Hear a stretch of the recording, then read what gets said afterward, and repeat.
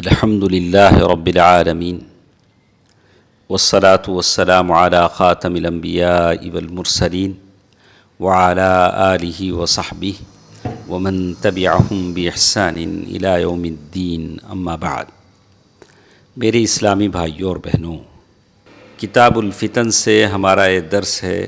جو صحیح مسلم کی حدیثیں ہیں۔ ہم اس فوج کے بارے میں پڑھ رہے تھے جو کعبۃ اللہ کا قصد کرے گی اور اس کو اللہ تعالیٰ زمین میں دھسا دے گا۔ بہت ساری حدیثیں ہمارے ساتھ تھی۔ کل کے درس میں ہم نے ام المؤمنین حفصہ بنت عمر بن خطاب رضی اللہ عنہما کی حدیث سنی۔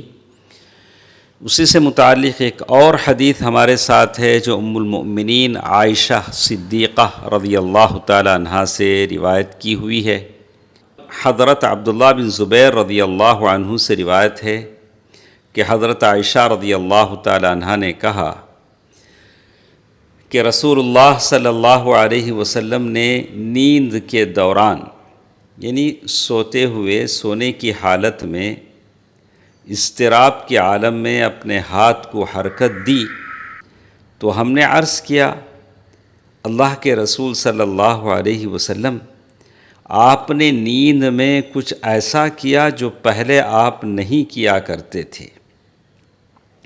تو آپ صلی اللہ علیہ وسلم نے فرمایا، یہ عجیب بات ہے کہ آخری زمانے میں میری امت میں سے کچھ لوگ بیت اللہ کی پناہ لینے والے قریش کے ایک آدمی کے خلاف کارروائی کرنے کے لیے بیت اللہ کی طرف آگے بڑھیں گے، یہاں تک کہ جب وہ چٹیل میدان کے حصے میں ہوں گے تو انہیں زمین میں دھسا دیا جائے گا۔ تو صحابہ کرام نے پوچھا، اللہ کے رسول،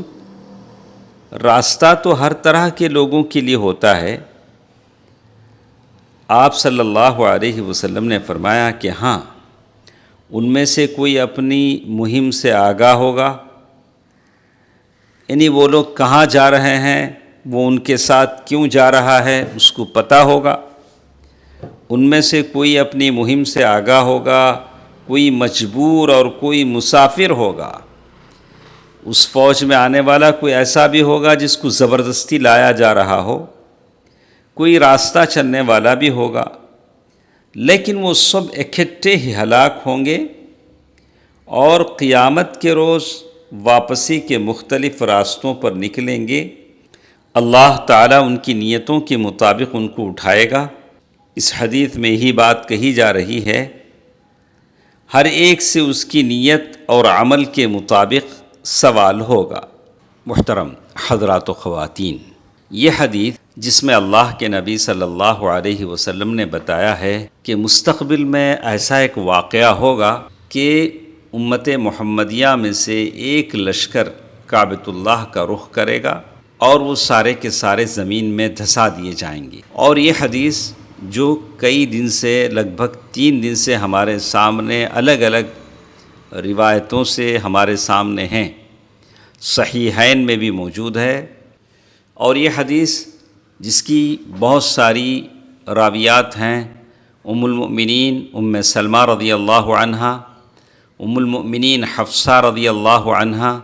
ام المؤمنین عائشہ رضی اللہ عنہا، یہ ساری کی ساری اس حدیث کو روایت کرتی ہیں۔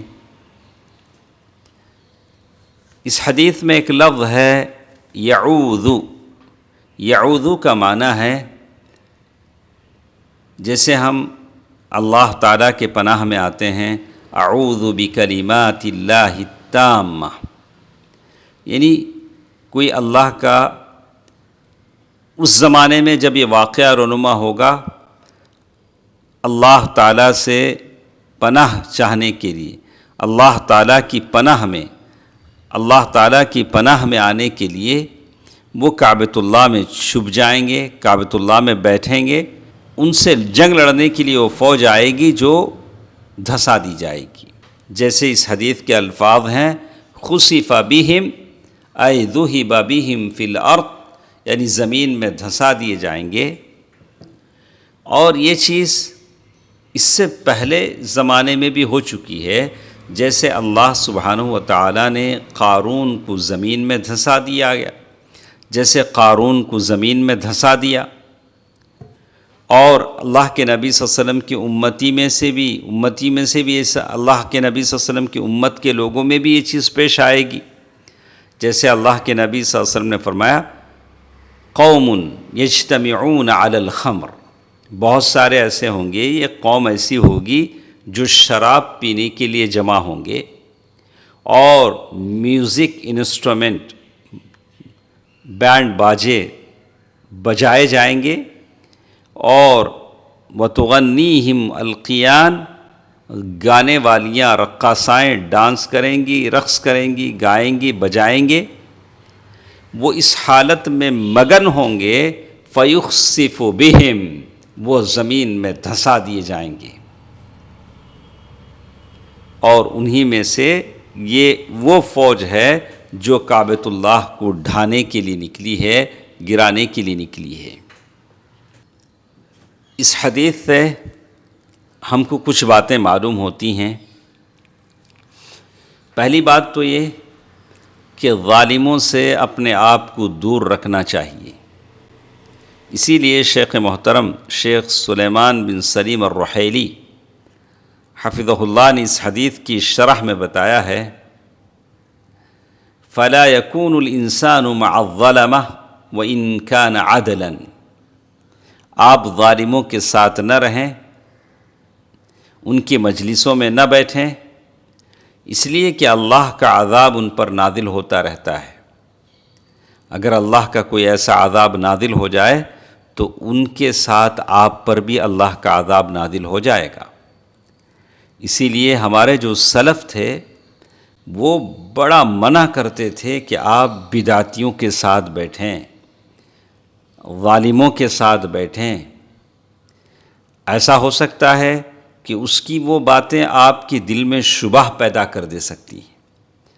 شہوات کا فتنہ، شبہات کا فتنہ آپ کے دل میں پیدا ہو جا سکتا ہے جب ہم کسی بدعتی کے ساتھ بیٹھیں گے، کسی ظالم کے ساتھ بیٹھیں گے۔ سنت کے راستے کو چھوڑ کر ہم اس کے بدعت کے راستے پر چلنے لگیں گے، تو اسی لیے بدعتیوں کی تقریریں سننا، ظالموں کے ساتھ بیٹھنا بہت غلط بات ہے۔ ہمارے بہت سارے ایسے ہیں، میں نے اپنے چاہنے والوں میں، اپنے ساتھ اٹھنے بیٹھنے والوں سے سنا کہ وہ کہہ رہے تھے کہ فلاں عالم نے ایسا کہا، تو مجھے کبھی جستجو ہوئی کہ آخر میں دیکھوں کہ وہ کون سے عالم ہیں، تو جب میں نے انہوں نے مجھے وہ ویڈیوز بتائے جن کی وہ تقریریں سنتے ہیں، بدعتی ہیں، قبر پرست ہیں، تو ایسے لوگوں کی تقریریں بھلے آپ کو کتنی مزیدار لگیں، کتنی اس کو سننے میں آپ کی لذت مل جائے، لیکن یہ فتنے سے خالی نہیں ہیں، کبھی بھی آپ فتنے میں پڑ سکتے ہیں۔ اسی طرح اس حدیث سے ایک اور بھی بات ہمیں معلوم ہوتی ہے کہ آدمی ہمیشہ سنت کے ساتھ رہے، سنت پر چلنے والوں کو دوست بنائے، سنت کے مطابق جن مسجدوں میں نمازیں پڑھی جاتی ہیں ان مسجدوں میں اپنی نمازیں ادا کرے۔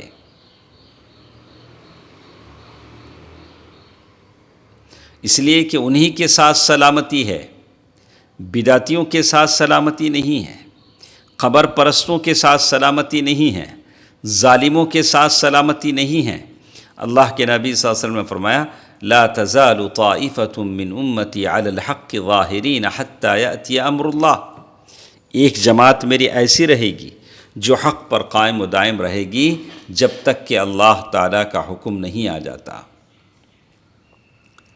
اسی طرح اس حدیث سے ایک اور بات ہمارے سمجھ میں آتی ہے کہ آدمی نیکوں کی مجلس میں بیٹھے، متقیوں کے ساتھ رہے، اس لیے کہ یہی لوگ ہیں جن پر اللہ کی رحمتیں آتی ہیں۔ بات ایسی نہیں ہے جیسے بہت سارے مسلمان کرتے ہیں، ان کے اندر تساہل ہے۔ جو لوگ یہ کہتے ہیں کہ نوسع عن صدورنا، ہمارے دل بڑے کشادہ ہیں، ہمارے دلوں میں تنگی نہیں ہے، ہم ہر ایک کے ساتھ ایڈجسٹ ہو جاتے ہیں، ہر ایک کے ساتھ ہم لوگ چلتے ہیں، جیسے ہمارے ایک صاحب ہیں، ہمیشہ بولتے ہیں سب کو ساتھ لے کے چلنا. کیسے چلیں گے آپ سب کو ساتھ لے کے؟ جو شخص سنت کا مخالف ہے، جو شخص بدعتی ہے، جو شخص ظالم ہے، جو علماء پر ظلم کرتا ہے، آپ اس کو ساتھ لے کے چلیں گے؟ آپ کا حشر بھی ظالموں کے ساتھ ہوگا، آپ کا حشر بھی ظالموں کے ساتھ ہوگا. آپ اس سے قطع تعلق کر لیں. وَلَا تَرْكَنُوا إِلَى الَّذِينَ ظَلَمُوا فَتَمَسَّكُمُ النَّارُ. اگر یہی سوال ہم ان سے کرتے ہیں کہ کیا آپ اس کو ساتھ لے کے چلیں گے جو آپ کی جائیداد ہڑپ کر لیتا ہے، تو یہ سب کو ساتھ لے کر چلنے کی جو بکواس ہے، یہ صرف بکواس ہے. ہم ضرور لوگوں کو ساتھ لے کے چلتے ہیں، ان لوگوں کو جو ہمارے ساتھ سنت کی راہ پر آنے کی کوشش کریں، سنت پر عمل کرنے کی کوشش کریں. لیکن جو ظالم ہوں، علماء کے خلاف جن کی زبانیں زہر اگلتی ہوں، جو بے ادب ہوں یا بدعتی ہوں، خبر پرست ہوں، ایسے لوگوں کو ساتھ لے کر چلنے کا تو سوال ہی پیدا نہیں ہوتا. اسی طرح یہ حدیث یہ بھی بتاتی ہے کہ غیبت کرنے والوں کے ساتھ نہ بیٹھیں، اس لیے کہ غیبت کرنے والے اپنی مجلسوں میں جب تک مسلمانوں کے جسم کا گوشت کھا نہیں لیتے ان کو تسلی نہیں آتی. اسی طرح جھوٹے ہیں، ان کے ساتھ بیٹھنے سے پرہیز کرے، بہتان لگانے والوں کے ساتھ بیٹھنے سے پرہیز کرے. مسلمان اس کے لیے یہ بہتر ہے، مسلمان کے لیے یہی روا ہے، مسلمان کے لیے یہی بہتر ہے کہ وہ نیکوں کی مجلس میں بیٹھے، اطاعت گزاروں کی مجلس میں بیٹھے، اس لیے کہ فلاح اور نجات صرف اور صرف انہی کو ملتی ہے. اس حدیث سے یہ بات بھی سمجھ میں آتی ہے کہ ایک مسلمان فتنوں سے اپنے آپ کو بچائے رکھے، اس لیے کہ اگر وہ فتنوں کے قریب ہو جائے گا، یا تو وہ ان فتنوں میں سے ایک شمار ہوگا، وہ بھی فتنوں میں سے ایک ہوگا، وَإِمَّا أَن يُجْبَرَ عَلَيْهَا، یا فتنہ مچانے والے اسے مجبور کریں گے کہ وہ بھی فتنے میں شامل ہو.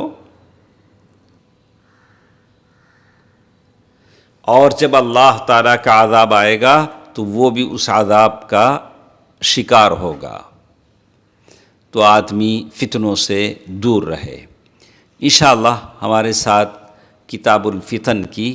اگلی حدیث اگلے درس میں ہمارے ساتھ ہے. اللہ تعالی ہم سب کو فتنوں سے بچائے رکھے، آمین. والسلام علیکم ورحمۃ اللہ وبرکاتہ.